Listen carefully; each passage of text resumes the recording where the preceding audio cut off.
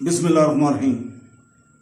دوستوں، بھائیوں، آج قرآنک سٹوریز میں سے عنوان ہے باغ کے لوگ، دا پیپل آف گارڈن۔ اللہ تعالیٰ کا ارشاد ہے القلم، سورہ القلم، آیت نمبر 17 سے 33 میں، بے شک ہم نے ان کو آزمایا جیسا کہ ہم نے باغ والوں کو آزمایا تھا، جب انہوں نے صبح کے وقت باغ کے پھلوں کو توڑنے کی قسم کھائی تھی بغیر کہے انشاءاللہ، اگر اللہ نے چاہا، پھر اسے باغ پر رات کے وقت تیرے رب کی طرف سے آگ گزری اور اسے اس حال میں جلا دیا کہ وہ سو رہے تھے، پس وہ باغ صبح ہوتے ہی سیاہ ہو گیا جیسا ایک اندھیری رات مکمل تباہی میں۔ پھر صبح ہوتے ہی انہوں نے ایک دوسرے کو پکارا، کہا صبح کو اپنی کھیتی پر جا اگر تم پھل توڑو، پس وہ چپکے لہجے میں بات کرتے ہوئے روانہ ہوئے، کہا آج تم پر کوئی مسکین داخل نہیں ہوگا۔ وہ صبح کے وقت مضبوط ارادے کے ساتھ یہ سوچ کر چلے گئے کہ ان میں طاقت ہے، غریبوں کو پھلوں میں سے کچھ لینے سے روک دیں۔ پھر جب انہوں نے باغ کو دیکھا تو کہنے لگے کہ ہم بھٹ گئے ہیں، پھر کہنے لگے نہیں، ہم پھلوں سے محروم ہیں۔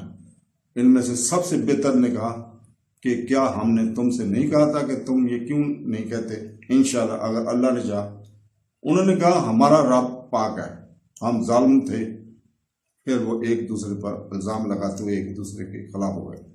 انہوں نے کہا ہائے ہم پر، بے شک ہم طاغون تھے، ہمیں امید ہے کہ ہمارا رب ہمیں اس سے بہتر باغ دے گا، بے شک ہم اپنے رب کی طرف رجوع کرتے ہیں، ہمارے گناہوں کو بخش دیں۔ تو دوستو، اس میں ایک اور نصیحت ہے کہ جب بھی کوئی کام کرو تو انشاءاللہ کہا کرو۔ تو دوستو، ہمیں آخرت میں جزا دے، یہی دنیا کی زندگی ہے، سزا ہے، لیکن آخرت کا عذاب اس سے بھی بڑا ہے، کاش وہ جانتے۔ یہ اللہ تعالیٰ کی طرف سے مشرکین قریش کے لیے ایک مثال ہے، جیسا کہ اس نے ان پر آسان کیا کہ اس نے محترم اور عظیم پیغمبر حضرت محمد صلی اللہ علیہ وسلم کو بھیج کر ان کی تکذب کی، جو کچھ وہ ان کے پاس لائے تھے اس کو جھٹلایا۔ اللہ تعالیٰ کا ارشاد ہے، کیا تم نے ان لوگوں کو نہیں دیکھا جنہوں نے اللہ کی نعمتوں کو کفر میں بدل دیا اور اپنی قوم کو اس میں آباد کیا؟ تباہی کا گھر جہنم میں وہ جلیں گے، اور یہ کیسی بری جگہ ہے۔ ابراہیم، سورہ ابراہیم 28 اور 29 آیت میں اس کا ذکر ہے۔ ابن عباس رضی اللہ تعالیٰ نے کہا یہ قریش کے وہ مشرک ہیں جن کو باغ والوں سے تشبیہ دی گئی تھی، جس میں مختلف قسم کے پھل اور پودے تھے جو پک چکے تھے اور ان کی کٹائی کا وقت آ چکا تھا۔ چنانچہ وہ پاک ہے، فرماتا ہے جب انہوں نے چھپ کر قسم کھائی کہ باغ کے پھلوں کو توڑنے کی، یعنی اس کی کٹائی کی صحیح وقت کے تاکہ کسی غریب یا ضرورت مند کو نظر نہ آئے اور اس کا کوئی پھل ان کو چندہ دینے پر مجبور ہو جائے، تو انہوں نے اس کی قسم کھائی بغیر اگر اللہ نے چاہا۔ چنانچہ اللہ تعالیٰ نے ان کو معذور کر دیا اور ان کے باغ پر آگ بھیج دی جس نے اسے جلا دیا اور اس میں سے کچھ نہ بچا۔ اللہ تعالیٰ فرماتا ہے پھر رات گئے وقت تیرے رب کی طرف سے ایک آگ باغ کے پاس سے گزری اور وہ سوئے ہوئے تھے، پس باغ صبح ہوتے ہی سیاہ ہو گیا جیسے ایک سیاہ رات، مکمل کھنڈرات۔ تو دوستو، اللہ تعالیٰ کا ارشاد ہے پھر صبح ہوتے ہی انہوں نے ایک دوسرے کو پکارا، یعنی صبح اٹھتے ہی ایک دوسرے کو پکارتے ہوئے کہا صبح کے وقت اپنی کھیتی میں جاؤ اگر تم کھیتی کاٹنا چاہتے ہو، پھل یعنی اپنے باغ میں جلدی جاؤ اور پھلوں کو چن لو، اور اس سے پہلے کہ غریب اور نادار لوگ تم سے خیرات مانگتے آئیں۔ کہانی یہ ہے، چنانچہ وہ چپکے لہجے میں گفتگو کرتے ہوئے چلے گئے، یعنی کہ ایک دوسرے سے دھیمے لہجے میں بات کرتے ہوئے کہ آج کوئی مسکین تم پر اس میں داخل نہیں ہوگا، یعنی انہوں نے اس پر اتفاق کیا اور آپس میں صلح کر لی۔ اس پر مشاورت کہانی آگے بڑھی ہے اور وہ صحیح وقت مضبوط ارادے کے ساتھ یہ سوچ کر نکلے کہ ان کے پاس طاقت ہے غریبوں کو وہاں کے پھلوں میں سے کچھ لینے سے روکنے کی، یعنی سنجیدگی، طاقت اور مضبوط برے ارادے کے ساتھ نکلی۔ تو دوستو، اکرمہ اور شبی نے کہا اور وہ صبح کے وقت پختہ ارادہ کے ساتھ گئے، یعنی غصہ اور غریبوں کے خلاف بری نیت، یعنی جب انہوں نے باغ کو دیکھا، یعنی جب اپنے باغ میں پہنچے اور دیکھا کہ اس کے ساتھ کیا ہوا تو اس پر کہنے لگے ہم گمراہ ہو گئے تھے، یعنی ہم اپنے باغ کا راستہ بھٹک گئے۔ پھر کہنے لگے نہیں، بے شک ہم پھل سے محروم ہیں، یعنی ہم اپنے برے ارادوں کی وجہ سے عذاب میں مبتلا ہیں اور اپنی کھیتی کی نعمت سے محروم ہیں۔ اور ابن عباس رضی اللہ تعالیٰ عنہ، مجاہد اور دیگر نے کہا وہ سب سے بہتر اور سب سے زیادہ اعتدال پسند تھے، اور ان سب میں صرف ایک تھے، کیا میں نے تم سے نہیں کہا تھا؟ تم کیوں نہیں کہتے انشاءاللہ اگر اللہ نے چاہا؟ کہا گیا جو تم نے ارادہ کیا ہے اس کی بجائے اچھی بات کہنا۔ انہوں نے کہا ہمارا رب پاک ہے، بے شک ہم ظالم تھے۔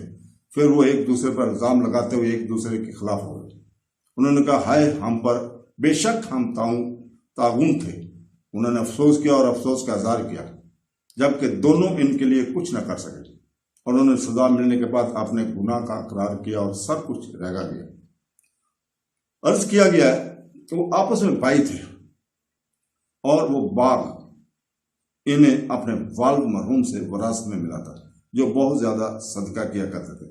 لیکن جب ان کے پاس باغ تھا تو انہوں نے اپنے والد مرحوم کے عمل سے انکار کیا اور غریبوں کو اس کے پھل سے محروم کرنے کا ارادہ کیا۔ اس پر اللہ تعالیٰ نے انہیں عذاب دیا اور انہیں سخت ترین سزائیں دی۔ اس کے لیے اللہ تعالیٰ نے حکم دیا کہ پھلوں میں سے صدقہ ضرور نکالا جائے، اور افضل یہ ہے کہ کٹائی کے دین ادا کیا جائے۔ فرمایا سورہ انعام آیت نمبر 141، ان کے پھل جب وہ پک جائیں کھاؤ، لیکن اس کی زکوٰۃ اس کی کٹائی کے دن ادا کرو۔ تو دوستو کہا گیا ہے وہ یمن کے رہنے والے تھے، دروان نامی بستی کے رہنے والے تھے۔ یہ بھی کہا گیا کہ وہ حبشہ سے تھے، اللہ بہتر جانتا ہے۔ تو دوستو اللہ تعالیٰ کا ارشاد ہے ایسی سزا ہے، یعنی ہم ان لوگوں کو سزا دیتے ہیں جو ہمارے حکم کی فرمانی کرتے ہیں اور ہماری مخلوقات میں سے محتاجوں پر احسان نہیں کرتے، لیکن اللہ واقعی آخر کا عذاب دنیا کی زندگی سے بڑا ہے اگر وہ جانتے ہیں۔ تو دوستو یہ قصہ اللہ تعالیٰ کا ارشاد سے مشابہ ہے۔